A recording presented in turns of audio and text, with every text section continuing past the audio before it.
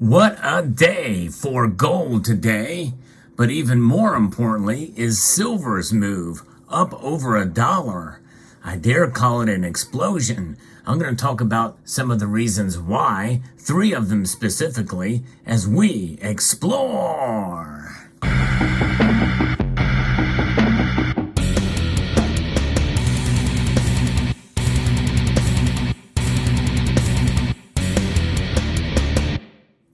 Silver has really taken off today, up over 4%. I dare call it an explosion in price, but maybe we'll stick with it, just a massive soaring. The fact that we've hit $25 is all but a middle finger to the Federal Reserve. But there's some reasons behind this activity, and I want to provide this with a little bit of cautious optimism here, because this very well could be a slight overreaction. Because of some of the information I'm going to share with you, with a little bit of the research that I've done on this. I'm going to first be referencing an article here from Reuters that talks about this, how gold has jumped up dramatically and extended some gains on Tuesdays and crossed the key $2,000 level. In fact, when I mentioned the other day talking about the movement in the price, people were saying it actually did hit $2,000, but not the actual spot price. We were probably looking at futures prices.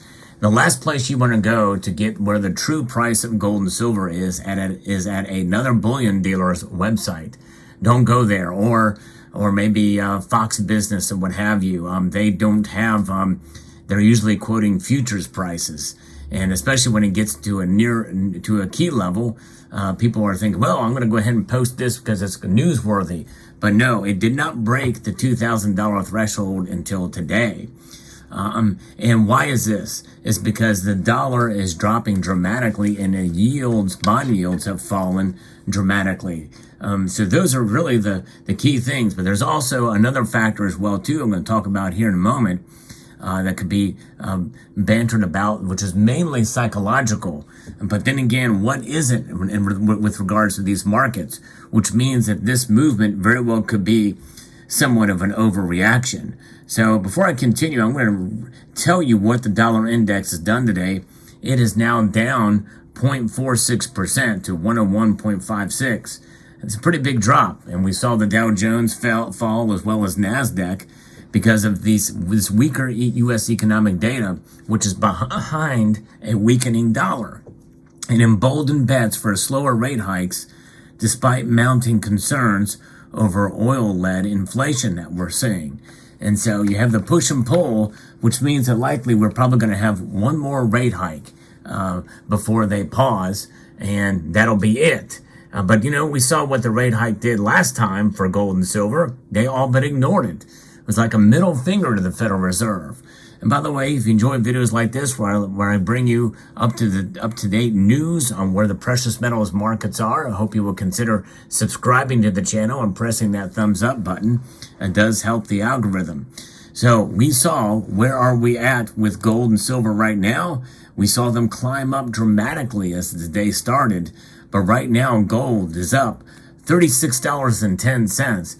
A 1.82% increase with moments before the markets close, settling in here at around $2,022 an ounce. Silver is up over $1. It's up over 4.2%. In fact, it is right around $25.10 as I record this video. Platinum as well reacted. It was the third most big mover of the day. Platinum is up $30 to $1,029. And so it very well may be in a breakout session too. Although I will say, I'm not necessarily saying that silver is going to be breaking out from here. I'm actually a little bit very, very reserved about where I'm thinking silver is going to go from here. In fact, I would say be prepared for a correction or a pullback, and maybe in the coming days, but we shall see, because of some other stuff I want to share with you here in a moment. Rhodium is the second biggest mover of the day. It went up $250, but it has really seen a pretty massive hit over the last few months, and that's another story.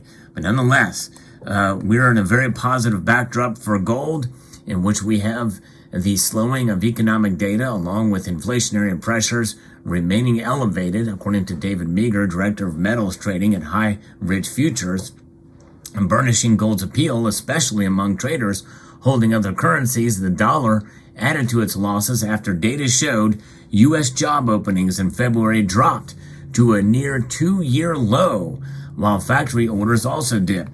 So this is kind of the first time we're kind of seeing some notably worse and bad job data. Now, the mainstream media, and I heard a report on the way home that said that, there's still plenty of jobs available and more jobs than people to fill those jobs. But nonetheless, we're hearing more and more about layoffs. In fact, McDonald's just mentioned that they are laying off some people in their corporate, and more job layoffs in the tech sector.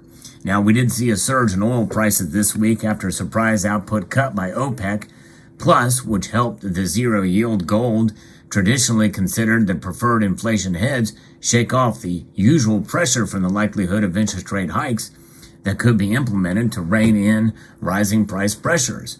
From a technical perspective, the gold price is likely to remain strong and stabilize at its current level or even higher.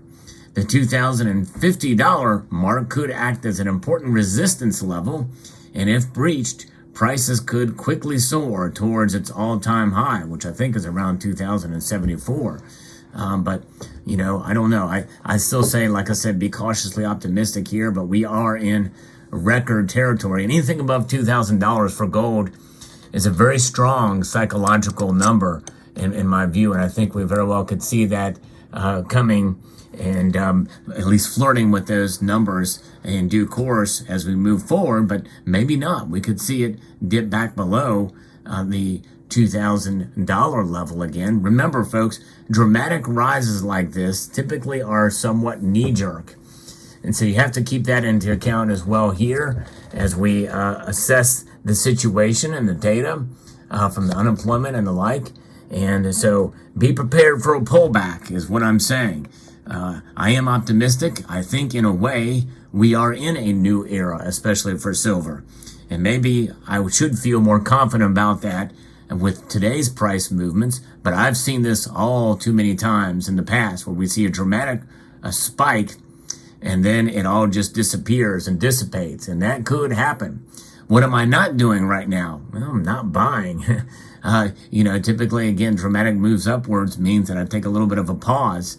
And again, it can be somewhat of a risky scenario because it could just keep climbing from here with no stopping it. I don't know. I've heard some analysts say that once it gets to a certain number, well, it's a smooth and fast path up to $28. $28 is a magic number on this channel for those of you who have been following me since I made my prediction for silver at $28. Would I like to see it get there? In some ways, yes. Maybe so I can be right. But in other ways, I like to see it stay lower so that we can purchase more of it. So there is that possibility too. And it's a good idea to buy when the prices are lower. But again, you have to also take into account premiums.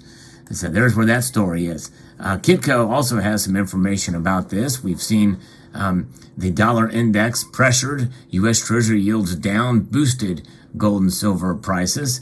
And gold and silver markets rallied strongly after the aftermath of these downbeat U.S. economic data released. The Labor Department reported job openings fell in February, and again to this lowest in 2 years. And what does that mean? That means essentially U.S. factory orders in March were down 0.7% as well, and that means that the economy could be slowing. Housing projects are starting to fall back a little bit as well too. These data fall into the camp of the U.S. monetary policy doves who want to see lower interest rates from the Federal Reserve, or at least a pause in the recent string of rate hikes. That pressured the U.S. dollar index and dropped U.S. Treasury yields. Again, where do we stand now? They expect one more rate hike at 25 basis points, but they could actually pause in May instead of raise rates. So we'll see. I have a feeling they're still going to raise rates after they absorb these data, but it's hard to tell. We'll see how it plays out. But I don't think gold and silver will be affected a whole lot by it. by them raising the rates. In other words, I don't think they'll drop much. I think we're going to see a lot of activity moving as we head into May. And of course, we also have the other aspects. We have geopolitical concerns, great concerns that could play a role in this, part of which could be OPEC's move, as I mentioned earlier. But also we have tensions continuing to remain high as the war rages on in Ukraine. We have tensions rising in the South China Sea, as well as what is going on with China and Taiwan. Likely, if there's going to be kind of activity, it's going to happen before the 2024 presidential election. Speaking of which, high profile, high media coverage, Trump arraignment and indictment today. The charges have been released, 34 felony counts. Many people feel it is a very politically motivated action by the prosecutor there, and I think that very well could play a role in the markets as well in general, and silver and gold prices in particular, as things continue to play out with that. It's going to be a long, drawn-out process, and tensions will probably rise domestically here on the political front as well, as we have seen more presidential candidates making announcements, like Asa Hutchinson being the latest from former governor of Arkansas. So there's that, and then the other thing, and just as along with the Chinese spy balloon, we're hearing more information about that. There's less confidence in our government institutions, which is as broad as the three-letter agencies from the EPA all the way up to the NSA, FBI, and the Department of Defense. I think the trust in government agencies has fallen to near record lows. So that's what we are dealing with now with precious metals. They continue to reign and remain strong here and strengthen in terms of the price measure. But you know what? Price doesn't matter a whole lot to those of us who fundamentally understand what these metals do and are for. They are here to protect us, and they are here to protect us from economic instability. And part of that economic instability is also with regards to the banking sector. And Jamie Dimon, in his statement today, just mentioned in a letter and a report that we're not out of this yet. It may not be as bad as it was in 2008, but nonetheless, there are still problems in the banking sector. And so that is something that probably is shaking the markets to some degree as well, too. So keep that in mind and all these other factors. And always remember, psychology plays a huge role. And we also have the debt ceiling crisis that is still looming over us. And that will come to a head, I think, in July, which is when Fed Now will be fully implemented. And the digital dollar and the adoption thereof and the legitimization of it is going to be coming in days. So there's a lot of things happening all at once. And I think people are nervous. And when they get nervous, they go to the safest things they can think of. And that's gold. And they are making their bets on silver as well, too. The gold to silver ratio, by the way, has narrowed now down to 80.86. It's got a long way to go. It's got a long way to go till it normalizes to where it used to be. But nonetheless, we stand strong with our gold and silver, and we absorb the information that we get and make decisions accordingly. Let me know what your thoughts are on this news today. I'd like to extend a multitude of gratitude to you all for taking the time to watch, and to encourage you to please rate, share, comment, and subscribe.